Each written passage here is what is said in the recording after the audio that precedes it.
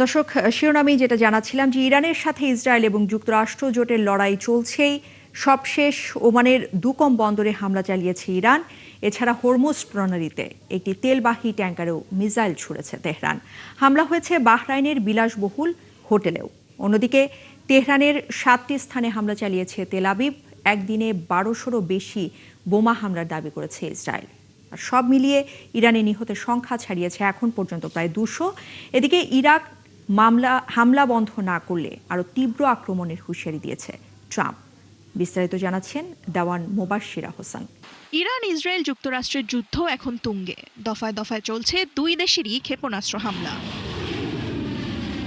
রোববার ওমানের দুকম বন্দরে ক্ষেপণাস্ত্র হামলা চালিয়েছে ইরান। দেশটির সমুদ্র বিষয়ক নিরাপত্তা কেন্দ্র জানিয়েছে, মুসান্দাম এলাকা থেকে প্রায় 5 নটিক্যাল মাইল দূরে স্কাইলাইট নামের একটি তেলবাহী ট্যাঙ্কারে হামলা চালিয়েছে তেহরান। এরই মধ্যে ট্যাঙ্কারে থাকা 20 জন ক্রুকে নিরাপদে সরিয়ে নেওয়া হয়েছে। কয়েকজন আহত হওয়ার খবরও পাওয়া গেছে।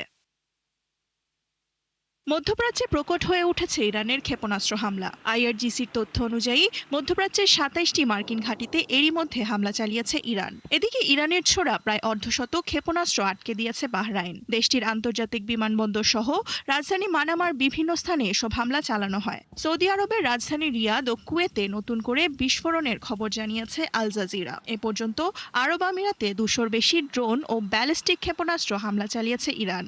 আবুধাবিতে আহত হয়েছে কয়েকজন। রোববার তেহরানের বিভিন্ন স্থানে ইসরায়েলি হামলার খবর জানিয়েছে আল জাজিরা। একদিনেই 1200-র বেশি বোমা হামলা করার দাবি করেছে তেল আবিব। এদিকে ডোনাল্ড ট্রাম্প তার ট্রুথ সোশ্যালে ইরানকে সতর্ক করে বলেছেন, ইরান হামলা বন্ধ না করলে আরো প্রবল শক্তি দিয়ে হামলা করা হবে। এমন হামলা ইরানে হবে যা বিশ্ব আর কখনোই দেখেনি। জবাব দিতে ছাড়েনি ইরানও। তারা বলেছে, যুক্তরাষ্ট্র ও ইসরায়েল এরই মধ্যে সীমা ছাড়িয়ে গেছে, এর মূল্য দিতে হবে তাদের। শনিবার টেলিভিশনে প্রচারিত এক ভাষণে এই হুঁশিয়ারি দেন ইরানের পার্লামেন্ট স্পিকার। সেই সাথে তেহরানের শক্তিশালী বিমান হামলা অব্যাহত থাকবে বলে জানিয়েছে ইসরায়েলি প্রতিরক্ষা মন্ত্রণালয়। দেওয়ান মুবাশ্শিরা হোসেন, ৭১। এদিকে ইরানের অন্তর্বর্তীকালীন সর্বোচ্চ ধর্মীয় নেতা হিসেবে দায়িত্ব পেয়েছেন গার্ডিয়ান কাউন্সিলের সদস্য আলী রেজা আরাফি। নতুন সর্বোচ্চ নেতা নির্বাচন না হওয়া পর্যন্ত তিনি সর্বোচ্চ নেতার দায়িত্ব পালন করবেন। সংবাদ মাধ্যম আল জাজিরার প্রতিবেদনে বলা হয়, ইরানের নতুন নেতা নির্বাচনের দায়িত্বে রয়েছে assembly of experts. Ali Reza Arafi অস্থায়ী লিডারশিপ কাউন্সিলের দায়িত্ব পালন করবেন। প্রেসিডেন্ট মাসুদ পেজেশকিয়ান এবং প্রধান বিচারপতি গোলাম হোসাইন মোহসেনি। ৬৭ বছর বয়সী আলী রেজা আরাফি ইরানে তেমন পরিচিত ব্যক্তি নন, তবে তিনি খামেনির আস্থাভাজন এবং একজন প্রতিষ্ঠিত ইসলামী পণ্ডিত। আরাফি বর্তমানে ইরানের আলেম পরিষদের উপচেয়ারম্যান এবং ক্ষমতাশালী গার্ডিয়ান কাউন্সিলের সদস্য। এই কাউন্সিল ইরানের প্রেসিডেন্ট এবং পার্লামেন্টের নির্বাচনে প্রার্থীদের বাছাই এবং পার্লামেন্টে পাশ হওয়া আইন যাচাই করে। আরাফি ইরানের মাদ্রাসা শিক্ষা ব্যবস্থারও প্রধান। খামেনির মৃত্যুর প্রতিবাদে বিক্ষোভে উত্তাল বিশ্বের নানা দেশ। শুধু মুসলমানরাই নয়, অন্যান্য ধর্মের মানুষও যোগ দিয়েছেন এই বিক্ষোভে। পাকিস্তানের করাচিতে মার্কিন কনসুলেটের সামনে বিক্ষোভকারীদের সঙ্গে পুলিশের সংঘর্ষে অন্তত 10 জন নিহত হয়েছেন। এছাড়া তেহরান সহ ইরানের বিভিন্ন শহরের রাজপথে বিক্ষোভ করেছে লাখো মানুষ। বিস্তারিত মনিরুজ্জামান বাবুর প্রতিবেদনে। সর্বোচ্চ নেতার মৃত্যুতে শোকের সাগরে ভাসছে গোটা ইরান। প্রিয় নেতার শাহাদাত বরণের খবর প্রকাশের পরপরই রাজধানী তেহরান সহ ইরানের বিভিন্ন শহরের রাজপথে নেমে আসেন লাখো মানুষ। খামেনির ছবি হাতে কান্নায় ভেঙে পড়েন তারা। যুক্তরাষ্ট্র ও ইসরায়েলের বিরুদ্ধে প্রতিশোধ নেয়ার দাবি জানান ইরানিরা। ইরানের সর্বোচ্চ নেতা খামেনি হত্যার প্রতিবাদে পাকিস্তানের করাচিতে বিক্ষোভ হয়েছে। এ সময় বিক্ষোভকারীরা মার্কিন কনসুলেটে ঢোকার চেষ্টার সময় নিরাপত্তা বাহিনীর সঙ্গে সংঘর্ষ হয়। করাচি পুলিশের প্রধান আল জাজিরাকে জানিয়েছেন, মার্কিন কনসুলেটে প্রবেশের চেষ্টার সময় বিক্ষোভকারীদের সাথে পুলিশের সংঘর্ষে কয়েকজন বিক্ষোভকারী নিহত হয়েছেন। করাচি ছাড়াও লাহোর এবং উত্তরের স্কার্দু শহরেও হাজার হাজার মানুষ রাস্তায় নেমে বিক্ষোভ করেছেন। খামেনিকে হত্যার প্রতিবাদ হয়েছে ভারতেও। দেশটির জম্মু ও কাশ্মীর এবং লখনৌতে শত শত মানুষ জড়ো হয়ে আয়াতুল্লাহ খামেনিকে হত্যার প্রতিবাদ জানিয়েছেন। শ্রীনগরের প্রধান চত্বরে বড় সমাবেশ হয়েছে। এ সময় বিক্ষোভকারীরা লাল, কালো ও হলুদ পতাকা হাতে জড়ো হন। খামেনি হত্যার পর প্রতিবেশী দেশ ইরাকে যুক্তরাষ্ট্রের দূতাবাস ভবনে হামলা চালিয়েছে বিক্ষুব্ধ জনতা। তাদের বেশিরভাগের পরনে ছিল কালো রঙের পোশাক এবং হাতে ছিল লাঠি পাথর। এ সময় দূতাবাসের সামনে নিরাপত্তা কর্মীদের সঙ্গে সংঘর্ষ হয় বিক্ষোভকারীদের। তবে এই সংঘর্ষে কোনো হতাহত হয়নি। স্থানীয় গণমাধ্যম দক্ষিণ ইরাকের অন্যান্য প্রদেশেও বিক্ষোভের খবর দিয়েছে। ইরানে হামলার কয়েক ঘন্টা পরই নিউ ইয়র্কের টাইম স্কোয়ারে এই বিক্ষোভ হয়। এ সময় নানা ব্যানার ও প্ল্যাকার্ড হাতে স্লোগান দেন বিক্ষোভকারীরা। অন্যদিকে ইরানে যুক্তরাষ্ট্র ও ইসরায়েলের হামলার সমর্থন জানিয়ে উদযাপন করেছে যুক্তরাজ্য, জার্মানি, স্পেন সহ কয়েকটি দেশ। জার্মানির বার্লিন এবং হামবুর্গে কয়েক হাজার নির্বাসিত ইরানি সমাবেশ করেছে। বিপ্লব পূর্ব ইরানি, ইসরায়েলি এবং মার্কিন যুক্তরাষ্ট্রের পতাকা উড়িয়ে বিক্ষোভকারীরা শাসন ব্যবস্থা পরিবর্তনের কথা জানিয়েছেন। মনিরুজ্জামান বাবু, ৭১। এদিকে ইরান আর ইসরায়েলের সংঘাতের প্রভাব দেশে পড়বে না বলে আশ্বস্ত করেছেন প্রধানমন্ত্রীর পররাষ্ট্র উপদেষ্টা হুমায়ুন কবির। প্রধানমন্ত্রী তারেক রহমানের সঙ্গে বৈঠক শেষে তিনি জানিয়েছেন, দেশে জ্বালানি তেলের যথেষ্ট মজুদ আছে, তবে মধ্যপ্রাচ্যে থাকা বাংলাদেশিদের নিরাপত্তায় সর্বোচ্চ গুরুত্ব দিচ্ছে সরকার। এদিকে ভূমিকম্প পরবর্তী দুর্যোগ মোকাবেলায় ঢাকায় ১ লাখ স্বেচ্ছাসেবক তৈরির নির্দেশ দিয়েছেন প্রধানমন্ত্রী। মোহন ইসলামের প্রতিবেদন। ইসরায়েল যুক্তরাষ্ট্রের বিরুদ্ধে ইরানের চলমান সংঘাতে বিপর্যস্ত পুরো মধ্যপ্রাচ্য। কুয়েত, সংযুক্ত আরব আমিরাত সহ কয়েকটি দেশে থাকা মার্কিন ঘাঁটিতে হামলা চালিয়েছে ইরান। দেশগুলোর আকাশপথ বন্ধ করে দেয়ায় বাতিল করা হয়েছে অনেক ফ্লাইট। এতে অনেক বাংলাদেশি আটকা পড়েছেন ঢাকা সহ মধ্যপ্রাচ্যের বিভিন্ন বিমানবন্দরে। পাশাপাশি বাংলাদেশের একটি বড় অংশের মানুষ কাজ করে সেখানে। সব মিলিয়ে বাংলাদেশের অবস্থান কি তা নিয়ে প্রধানমন্ত্রীর সঙ্গে আলোচনা করেন পররাষ্ট্রমন্ত্রী, উপদেষ্টা সহ সংশ্লিষ্টরা। বৈঠক শেষে প্রধানমন্ত্রীর উপদেষ্টা জানান, আলোচনার মাধ্যমে সংঘাত বন্ধ চায় বাংলাদেশ। মধ্যপ্রাচ্যে থাকা বাংলাদেশিদের নিরাপত্তা ও ফ্লাইট বন্ধে আটকা পড়া প্রবাসীদের বিষয়ে খোঁজ রাখছে সরকার। যে আমরা চাই এই ডিএসকেলেশন হোক, এই সমস্যার ডিপ্লোমাসির মাধ্যমে আমরা আহ্বান জানাচ্ছি ইন্টারন্যাশনাল কমিউনিটির মধ্যে আমরা একটা অংশীদার হিসাবে। এখানে মেইনলি হচ্ছে আমাদের সিটিজেনদের সিকিউরিটি প্রাধান্য দেওয়া এবং তাদেরকে সহায়তা করা যাতে তারা কোনো ডিস্ট্রেস ফেস না করে, এবং যারা আমাদের স্ট্যান্ডার্ড প্যাসেঞ্জার আছে এখানে আমরা সহায়তা দিচ্ছি। যুদ্ধের প্রভাব দেশে পড়বে না বলেও দাবি তার। এট দ্য মুভমেন্ট আমাদের যে স্টক আছে বা আছে এটা নিয়ে কোনো তেমন অসুবিধা হবে না। আর যেগুলো হচ্ছে স্বাভাবিক একটা বাংলা আপনার এই সংকটে আমরা আগেও দেখছি যে বিভিন্ন সময় কিছু এনার্জি রিলেটেড একটু ফ্লাকচুয়েশন হইতে পারে, বাট আমাদের মোটামুটি প্রস্তুতি ভালো এগুলোর জন্য। এর আগে প্রধানমন্ত্রীর সঙ্গে বৈঠক করেন দুর্যোগ ব্যবস্থাপনা ও ত্রাণমন্ত্রী। জানান, ভূমিকম্প পরবর্তী দুর্যোগ মোকাবেলার প্রস্তুতি নেওয়ার নির্দেশ দিয়েছেন তারেক রহমান। ঢাকা শহরে বিভিন্ন খেলার মাঠ, স্কুলকে চিহ্নিত করতে বলা হয়েছে আমাদেরকে, এবং আরও কিছু নির্দেশনা দিয়েছে কিছু ইকুইপমেন্ট দ্রুত গতিতে যাতে আমরা প্রকিউরমেন্ট করতে পারি, এবং অ্যাওয়ারনেস তৈরি করার জন্য অন্য অন্য মন্ত্রণালয়ের সঙ্গে আমাদের কাজ করার নির্দেশনা দিয়েছে। এগুলো নিয়ে আমরা কাজ করে আগামী 11 তারিখ আবার আমরা বসে এটার ফলো আপ দিই। যে 1 লক্ষ স্বেচ্ছাসেবক আমরা যেমন আমাদের কোস্টাল এরিয়ার মধ্যে আছে, একই আঙ্গিকে একই মডেলে আমরা ঢাকায় করব, সেটা নিয়ে আমরা কাজ শুরু করতে চাচ্ছি এখন। প্রধানমন্ত্রী সবাইকে সচেতন করে তোলার নির্দেশ দিয়েছেন বলেও জানান তিনি। মাননীয় প্রাইম মিনিস্টারকে বলেছি যে। মোহন ইসলাম, ৭১, ঢাকা। মধ্যপ্রাচ্যের চলমান সংঘাতে দেশগুলোর জনগণ এবং সেখানে অবস্থানরত প্রবাসী বাংলাদেশিরা আছেন আতঙ্কে। এখন পর্যন্ত একাধিক বাংলাদেশি আহত হওয়ার খবর পাওয়া গেছে। বিশেষজ্ঞরা বলছেন, শুধুমাত্র যুক্তরাষ্ট্র কেন্দ্রিক পররাষ্ট্র নীতির ফল ভোগ করছে মধ্যপ্রাচ্যের দেশগুলো। আর নিরাপত্তা বিশ্লেষকদের অভিমত, আরব দেশগুলোর প্রতিক্রিয়া এই যুদ্ধের ভবিষ্যৎ নির্ধারণ করবে। রিপোর্ট সুফিয়ান ফারাবির।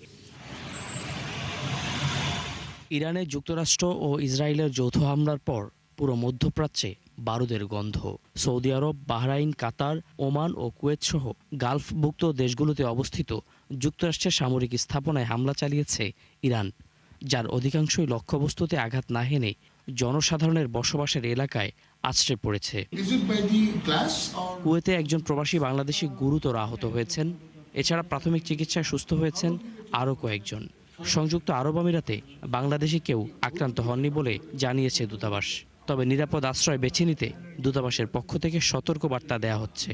কুয়েতে এই মুহূর্তে 3,24,000 প্রবাসী বাংলাদেশি আছেন। এদের মধ্যে 5,000-এর মতো বাংলাদেশ মিলিটারি কন্টিনজেন্টের সদস্যরা আছেন যারা কুয়েত আর্ম ফোর্সের সাথে কাজ করছেন।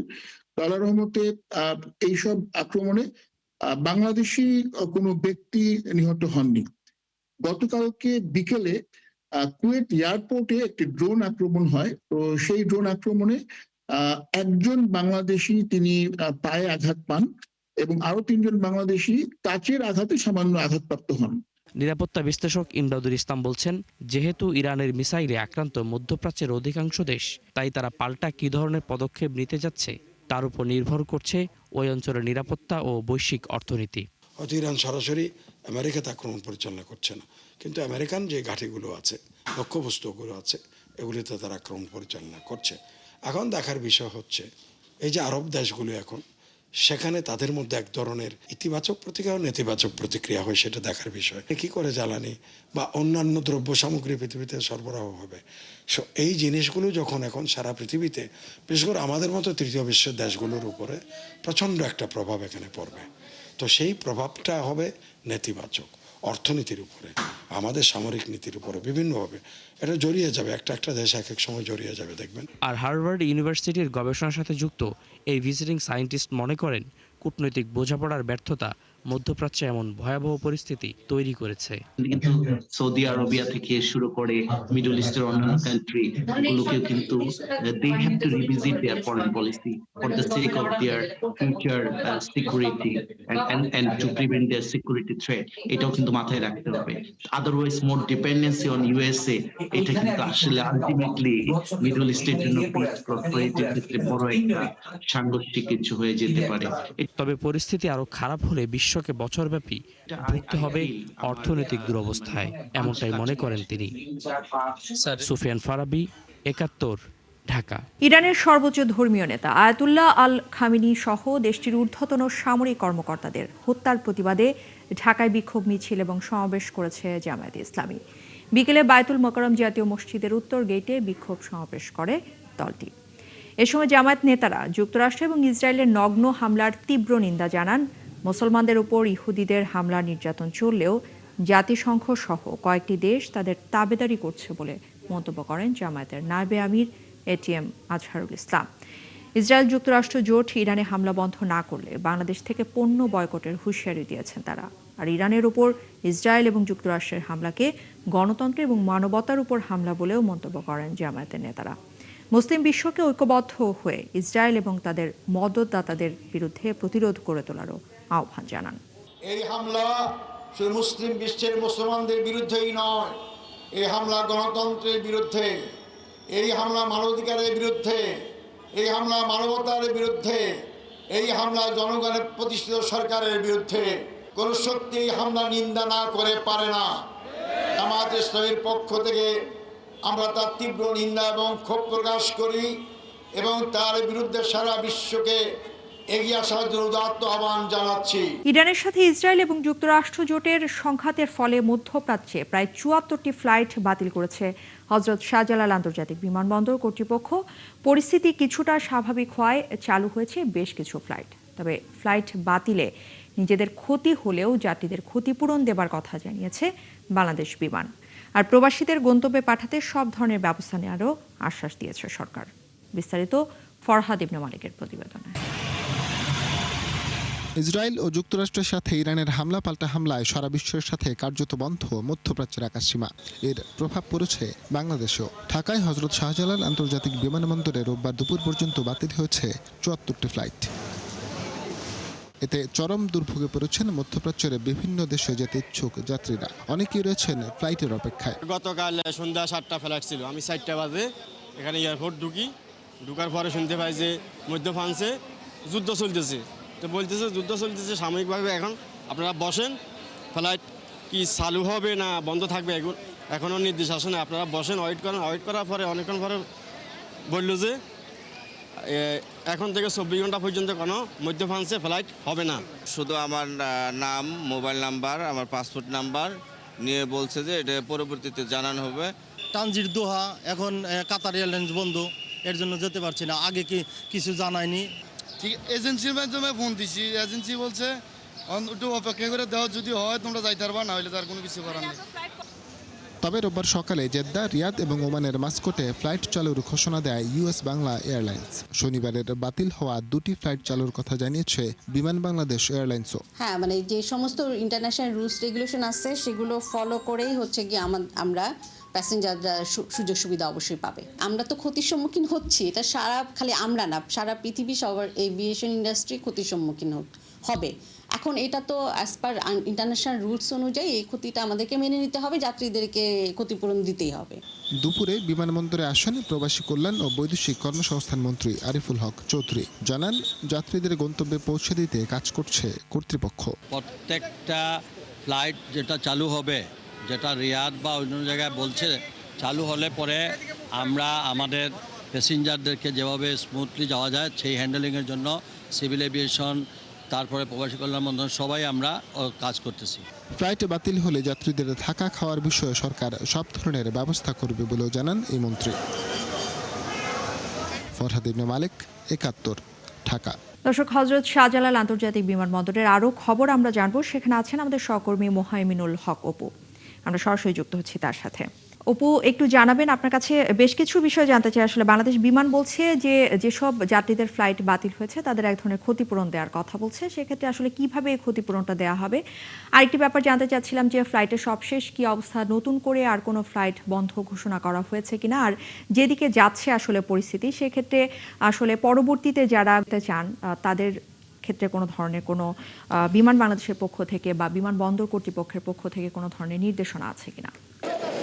এখন পর্যন্ত কিন্তু ৭৪টি ফ্লাইট বাতিল হয়েছে এবং আমরা কিছুক্ষণ আগেও কিন্তু এই হযরত শাহজালাল আন্তর্জাতিক বিমানবন্দরের যিনি পরিচালক রয়েছেন তার সাথে কথা বলেছি। তিনি যেটি জানিয়েছেন যে আজকে ৪০টি ফ্লাইট বাতিল হয়েছে এবং আগামীকালেরও কিন্তু এর ভিতরে ১১টি ফ্লাইট ইতিমধ্যে বাতিল করা হয়েছে। অর্থাৎ গতকাল, আজ এবং আগামীকাল, অর্থাৎ এই ৩ দিনে কিন্তু ফ্লাইট বাতিলের সংখ্যা দাঁড়িয়েছে এখন পর্যন্ত ৭৪টি। তবে বিমান বাংলাদেশ এয়ারলাইন্সের যেই নতুন তথ্যটি সেটি হচ্ছে দোহা, দুবাই এবং আবুধাবি, এই 3টি এয়ারপোর্ট ছাড়া অর্থাৎ সকল এয়ারপোর্টই কিন্তু তাদের চালু রয়েছে। এই 3টি এয়ারপোর্টে কিন্তু যাত্রী আসা যাওয়া কিন্তু বন্ধ রয়েছে হযরত শাহজালাল আন্তর্জাতিক বিমানবন্দর থেকে। তবে এখানে এই বিমান ফ্লাইটগুলো বাতিল হওয়ায় কিন্তু এখানে যারা যাত্রী রয়েছেন তারা কিন্তু ভোগান্তিতে রয়েছেন। সকাল থেকে আমরা অনেক যাত্রী এখানে দেখেছি, তারা অনিশ্চয়তায় রয়েছেন। তাদের সাথে কথা বলেছি, তারা যেটি বলছেন তাদের যে রিক্রুটিং এজেন্সি, সেই এজেন্সির মাধ্যমে তারা যে টিকিট কেটেছেন এবং বিদেশে যাচ্ছেন, সেক্ষেত্রে তারা এখানে এসে কিন্তু অপেক্ষমান রয়েছেন এবং ভিতর থেকে কয়েকজন যাত্রী এসেও আমাদের সাথে কথা বলেছেন। তারা যেটি অভিযোগ করে বলছেন যে প্রথমে তারা যেতে পারবেন বলে তাদেরকে ভিতরে প্রবেশ করানো হয়, এর পরবর্তীতে তারা কিন্তু বের হয়ে বলছেন যে তারা যেতে পারছেন না, তাদেরকে চলে যেতে বলা হয়েছে এবং পরবর্তীতে তাদের শিডিউল এজেন্সিগুলোর মাধ্যমে জানিয়ে দেওয়া হবে। এর প্রেক্ষিতে কিন্তু তারা এসে ক্ষোভ প্রকাশ করেছেন এবং এখন পর্যন্ত সন্ধ্যার পরেও কিন্তু কিছু কিছু যাত্রী এখানে রয়েছেন, অর্থাৎ রাতে কিন্তু একটি ফ্লাইট রয়েছে। এছাড়া অন্যান্য যে আরও অনেকগুলো ফ্লাইট রয়েছে ইউএস বাংলা সহ, সেগুলোর কিন্তু আলাদা নোটিশ বোর্ড এখানে টানিয়ে দেওয়া হয়েছে। অর্থাৎ অনেকে যারা গ্রাম অঞ্চল থেকে যারা প্রবাসে যাচ্ছেন তারা কিন্তু অনেকটা ব্যাঘাত ঘুরছে তাদের এখানে। তারা অনেকেই জানতে পারছেন না আদৌ তারা বিদেশে যেতে পারবেন কিনা, সেই বিষয়টি কিন্তু তাদেরকে অনেকটা অনিশ্চয়তার মধ্যে রয়েছে এবং তারা যেটি অভিযোগ করে বলেছেন যে সরকার থেকে তাদেরকে যেটি বলা হয়েছে যে তারা এখানে যারা আসছেন তাদেরকে থাকা খাওয়ার একটা ব্যবস্থা করার কথা রয়েছে, সেটি সম্পর্কেও কিন্তু তারা অনেকটা অনিশ্চয়তা রয়েছেন। সেক্ষেত্রে আমরা অনেক যাত্রীকে কিন্তু তাদের নিজ বাড়িতেও আমরা চলে যেতে দেখেছি। তো আমার কাছে এই ছিল হযরত শাহজালাল আন্তর্জাতিক বিমানবন্দর থেকে সবশেষ খবর। যাত্রীদের বেশ ভোগান্তি পোহাতে হচ্ছে এবং আগামীকাল কিন্তু আরও বেশ কিছু ফ্লাইট বাতিল করা হয়েছে, যেটা আমাদের সহকর্মী মোহাইমিনুল হক অপু আমাদেরকে জানাচ্ছিলেন। রোজার ঈদের পরই সিটি কর্পোরেশনের নির্বাচনের তফসিল, আর বছর জুড়েই চলবে ভোট উৎসব। রোববার এমন তথ্য জানিয়েছেন নির্বাচন কমিশনার আব্দুর রহমানেল মাসুদ। তিনি আরও জানিয়েছেন, জাতীয় নির্বাচনের চাইতেও ওই সব ভোট ভালোভাবে করতে চায় কমিশন। আর ইসি সূত্র বলছে শুরুতেই হতে পারে ঢাকার 2টি এবং চট্টগ্রাম সিটি কর্পোরেশন নির্বাচন। ফারজান আক্তারের প্রতিবেদন। ত্রয়োদশ জাতীয় সংসদ নির্বাচন আয়োজনের মাধ্যমে অর্জন করে নাসির উদ্দিন কমিশন। সব মহলে অতীতের তুলনায় এই নির্বাচন হয়েছে গ্রহণযোগ্য। তবে সামনের বাকি নির্বাচনগুলো আরও ভালো করতে চায় ইসি। রবিবার নির্বাচন বিটের সাংবাদিকদের সংগঠন আরএফইডির বার্ষিক সাধারণ সভায় এমন ইচ্ছার কথা জানান ইসি রহমান আল মাসুদ। সবাই বলেছে যে 12 তারিখের নির্বাচন ভালো হয়েছে, একটা গ্রহণযোগ্য নির্বাচন হয়েছে বলে আপনারাও বলেছেন, দেশি বিদেশি পর্যবেক্ষকরাও বলেছেন। গ্রহণযোগ্যতার জন্য আরও কি কি জিনিস সংযোজন করা দরকার, বিয়োজন করা দরকার, সেটাও আমাদের ভাবতে হবে এবং কমিশন নিশ্চয়ই সে বিষয়েও এখন বিবেচনা করছে। কমিশনার জানান, রোজার পরে অনুষ্ঠিত হবে সিটি কর্পোরেশন নির্বাচন, আর ধাপে ধাপে এই বছর জুড়ে অনুষ্ঠিত হবে স্থানীয় সরকার নির্বাচনগুলো।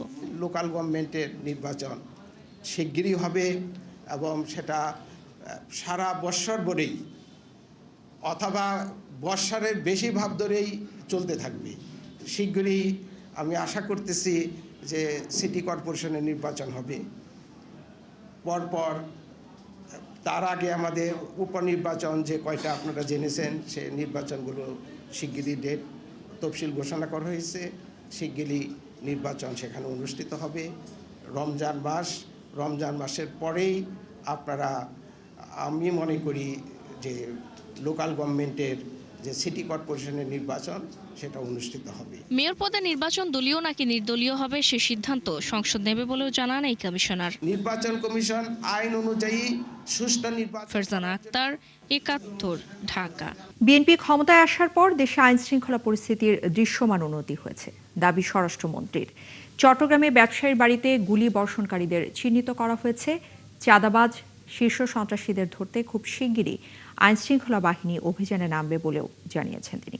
সেই সাথে তিনি আরও জানিয়েছেন, সেনাবাহিনীকে ব্যারাকে ফিরিয়ে নেওয়ার বিষয়ে খুব দ্রুতই সিদ্ধান্ত হবে। আজ সচিবালয়ে সাংবাদিকদের সাথে আলাপকালে মন্ত্রী এসব কথা জানান। আরও জানাচ্ছেন শারমিন নীরা। চাঁদা না পেয়ে শনিবার সকালে চট্টগ্রামের চন্দনপুরা এলাকায় স্মার্ট গ্রুপের চেয়ারম্যান মোস্তাফিজুর রহমানের বাসায় পুলিশ পাহারারত অবস্থাতেই প্রকাশ্যে গুলি চালায় সন্ত্রাসীরা।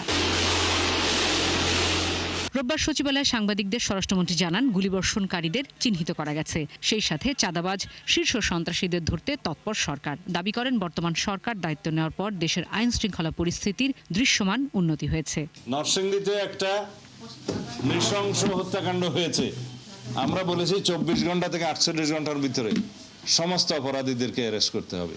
করা হয়েছে কিনা? আরো 2-3টে এরকম ঘটনা হয়েছে, সবগুলোকে আমরা করেছি।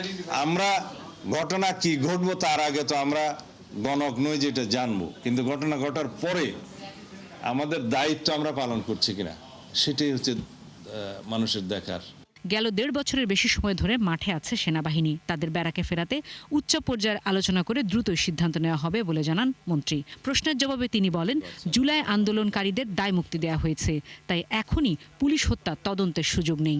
যে সমস্ত রাজনৈতিক দল জুলাই জাতীয় সনদে স্বাক্ষর করেছেন তারা সবাই একমত হয়েছেন। সেটা ছিল জুলাই ছাত্র গণ অভ্যুত্থানের যারা নেতৃত্ব দিয়েছে, অংশগ্রহণ করেছে, তাদেরকে আইনি সুরক্ষা দিতে হবে, স্বীকৃতি দিতে হবে, সাংবিধানিক স্বীকৃতি দিতে হবে।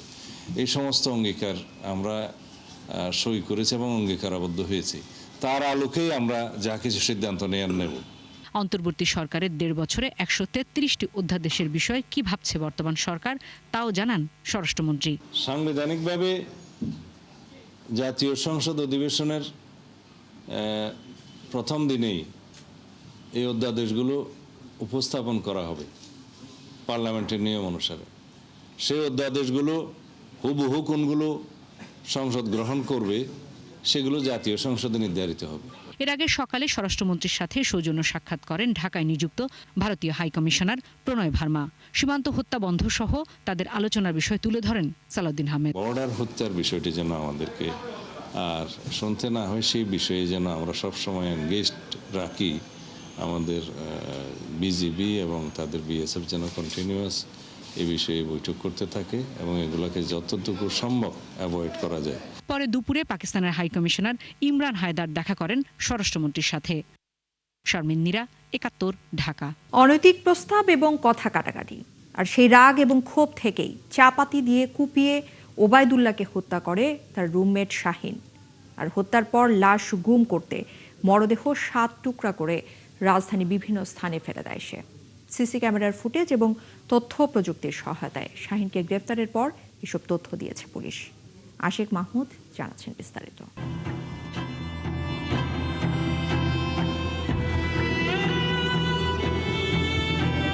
27 ফেব্রুয়ারি দিবাগত রাতে ওবায়দুল্লাহকে খুনের পর তার দেহ 7 টুকরো করে তারই রুমমেট শাহিন। সিসি ক্যামেরার এই ফুটেজে দেখা যায় হত্যার পর মরদেহ গুম করতে টুকরো টুকরো করে সেগুলো পলিথিনে মুড়িয়ে সাইকেলে করে বিভিন্ন স্থানে ফেলে আসে এসে। পরদিন শনিবার সকালে রাজধানীর বিভিন্ন জায়গা থেকে এক ব্যক্তির খণ্ডিত হাত পা উদ্ধার করে পুলিশ। পরে জানা যায় নিহতের নাম ওবায়দুল্লাহ, বাড়ি নরসিংদীর শিবপুরে, চাকরি করতেন ঢাকার একটি হোমিও প্রতিষ্ঠানে।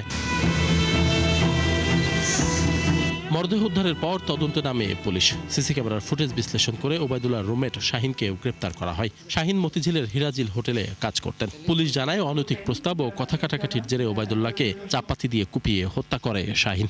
বিভিন্ন সময়ে যে হত্যা করেছেন যে শাহিন, তাকে সে কিছু অনৈতিক প্রস্তাব দিতেন এবং এক পর্যায়ে এই নিয়ে তাদের মধ্যে একটু বিতণ্ডাও ছিল, কিছু ক্রোধতার মধ্যে ছিল এবং এই তর্ক বিতর্কের এক পর্যায়ে তাদের দুজনের মধ্যে তীব্র বাদানুবাদ হয় এবং এক পর্যায়ে এই আমাদের যে ডিসিস্ট তিনি ওই তার যে কাপড় চোপড় যেগুলো আছে ধোয়ার জন্য গোসলখানায় কাপড় ধোয়ার জন্য গেলে কাপড় ধোয়া শুরু করলে ওই রাগে ক্ষোভে এই যে হত্যাকারী শাহিন সে আসে এবং উপর্যুপরি তাকে ওই ঘাড়ে এবং গলায় চাপাতি দিয়ে কোপায়। ওবায়দুল্লাহকে খুনের পর ঠান্ডা মাথায় মরদেহ 7 টুকরো করে শাহিন। পরে নিজেই সেগুলো ফেলে আসে রাজধানীর বিভিন্ন স্থানে। যেমন প্রথম যে খণ্ডগুলো ফেলেছে সেগুলো তো রাতের আধারে ফেলেছে, এটা নিয়ে প্রবলেম হয় না। সিএনজির ক্ষেত্রে সে যেটা কৌশল অবলম্বন করেছে যে যখন তাকে সিএনজি ড্রাইভার জিজ্ঞেস করেছে ড্রামে কি আছে বা বালতিতে কি আছে, এখানে 2টা খণ্ড সে নিয়েছিল, একটা বালতিতে এবং এটা আপনার ইয়েতে মোড়ানো ছিল, গামছাতে মোড়ানো ছিল। তখন সে বলেছে এখানে এই বিষাক্ত কেমিক্যাল আছে, এখানে এটা যে কোনো জায়গায় ফেলা যাবে না এবং এ নিয়ে সে বিভিন্ন জায়গায় এটা ঘুরেছে এবং যখন সে ওই জায়গাটা সেফ মনে করেছে সেখানে বালতি সহ জিনিসটা ফেলে দিয়েছে। ওবায়দুল্লাহকে হত্যায় ব্যবহৃত চাপাতি ও শাহিনের বাইসাইকেল জব্দ করেছে পুলিশ। আশিক মাহমুদ, 71, ঢাকা। ঠাকুরগাঁওয়ে মেডিকেল কলেজ স্থাপনের নীতিগত সিদ্ধান্ত নেওয়া হয়েছে, আর এই লক্ষ্যে জেলার 250 শয্যার জেনারেল হাসপাতালকে 500 শয্যায় উন্নীত করা হবে বলে জানিয়েছেন স্থানীয় সরকার, পল্লী উন্নয়ন এবং সমবায় মন্ত্রী মির্জা ফখরুল ইসলাম আলমগীর। সকালে ঠাকুরগাঁও জেনারেল হাসপাতাল পরিদর্শন শেষে এই কথা জানিয়েছেন তিনি। এ সময় মন্ত্রী জানান, জেলাবাসীর জন্য মানসম্মত এবং আধুনিক স্বাস্থ্যসেবা নিশ্চিত করতে সরকার প্রয়োজনীয় পদক্ষেপ নেবে। হাসপাতাল পরিষ্কার পরিচ্ছন্ন রাখা, চিকিৎসা সরঞ্জাম বাড়ানো এবং সেবার মান উন্নয়নে দ্রুত উদ্যোগ নেওয়া হবে। এছাড়া রোগী এবং স্বজনদের চলাচল সহজ করতে লিফট স্থাপনের বিষয়েও জেলা প্রশাসন প্রয়োজনীয় ব্যবস্থা নেবে বলেও জানিয়েছেন বিএনপি মহাসচিব। নির্বাচনী ইশতেহার অনুযায়ী ফ্যামিলি কার্ড দিতে বেশ জোরে সোরেই কাজ করছে সরকার। রোববার সমাজ কল্যাণমন্ত্রী ডাক্তার AJM জাহিদ হোসেন জানিয়েছেন, প্রথম ধাপে যারা এই কার্ড পাবেন তাদের তথ্য সংগ্রহের কাজ শেষ হবে 5 মার্চের মধ্যেই। আর এই প্রক্রিয়ায় দলীয় কেউ সম্পৃক্ত থাকবে না। ফ্যামিলি কার্ড বিতরণ শুরু হবে 10 মার্চ। বগুড়া থেকে মাহিলা ইসলাম জানাচ্ছেন বিস্তারিত। মায়েদের কাছে তাদেরকে স্বাবলম্বী করার জন্য ফ্যামিলি কার্ড পৌঁছে দিতে চায়। বিএনপির নির্বাচনের প্রতিশ্রুতির অন্যতম অংশ ফ্যামিলি কার্ড। সেই লক্ষ্যেই এই মাসে প্রাথমিকভাবে 14টি উপজেলায় একটি করে ইউনিয়নের ফ্যামিলি কার্ড দেবে সরকার। সকালে রাজধানীর করাইল বস্তিতে মাঠ পর্যায়ে ফ্যামিলি কার্ডের তথ্য সংগ্রহের কার্যক্রম পরিদর্শন দেখতে যান সমাজ কল্যাণমন্ত্রী ডাক্তার জাহিদ হোসেন। এ সময় তিনি বলেন, এজন্য নির্ভুল তথ্য ভান্ডার গড়ে তোলা হবে। নির্ভুল ডাটাবেজ হবে, যেখানে NIDও যেমন হবে, বিভিন্ন সুবিধা যেগুলো সরকার বিভিন্ন সময় বিভিন্ন জনগোষ্ঠীকে দিয়ে থাকে তার সকল ডাটা এটার মধ্যে থাকবে। টার্গেটটা হচ্ছে 100% কভারেজ। আমরা যেখানেই যাব সেখানে যাতে 100% কভারেজ হয়, কারো মধ্যে যাতে কোনো ধরনের ফিলিংস না আসে যে সে সুবিধা পাচ্ছে সে পাচ্ছে না, অর্থাৎ ডিসক্রিমিনেশনের যাতে কোনো সুযোগ না থাকে। বাংলাদেশ ব্যাংক থেকে সরাসরি গ্রহীতার কাছে এই টাকা পৌঁছাবে। এর মধ্যে কোনো মধ্যস্বত্বভোগী থাকবে না বলেও জানান মন্ত্রী। আর কিন্তু ঘরে ঘরে যে টাকা ডিস্ট্রিবিউশন হবে না, টাকা ডিস্ট্রিবিউশন হবে বাংলাদেশ ব্যাংক থেকে সুইচের বাটন চাপবে, ওনার যে মোবাইল নাম্বারটা দিচ্ছে অথবা ব্যাংকের অ্যাকাউন্ট দিচ্ছে ওটার মধ্যে টাকাটা চলে যাবে। এখানে কোনো মধ্যস্বত্বভোগী নাই, কারো কাছে তদবির নাই, কারো কাছে ঘুরতে হবে না, কারো কাছে চাইতে হবে না, কারো কোনো সুপারিশ লাগবে না। তিনি আরও বলেন, হতদরিদ্র, দরিদ্র এবং নিম্নবিত্তরা এই কার্ডের সুবিধা পাবেন। সচ্ছলরা কার্ড পেলেও তারা আর্থিক সহায়তা পাবেন না। চেহারা দেখে কার্ড দিচ্ছি না, কার্ড পাচ্ছে প্রত্যেকটা পরিবার, সেখানে প্রত্যেকটা পরিবার কার্ড পাচ্ছে, কাজে এখানে দুর্নীতি করার কোনো সুযোগ নেই, কারণ কাউকে বাদ হচ্ছে না। দলীয় কোনো লোক এই কার্যক্রমের সাথে সম্পৃক্ত হবে না বলেও জানান মন্ত্রী।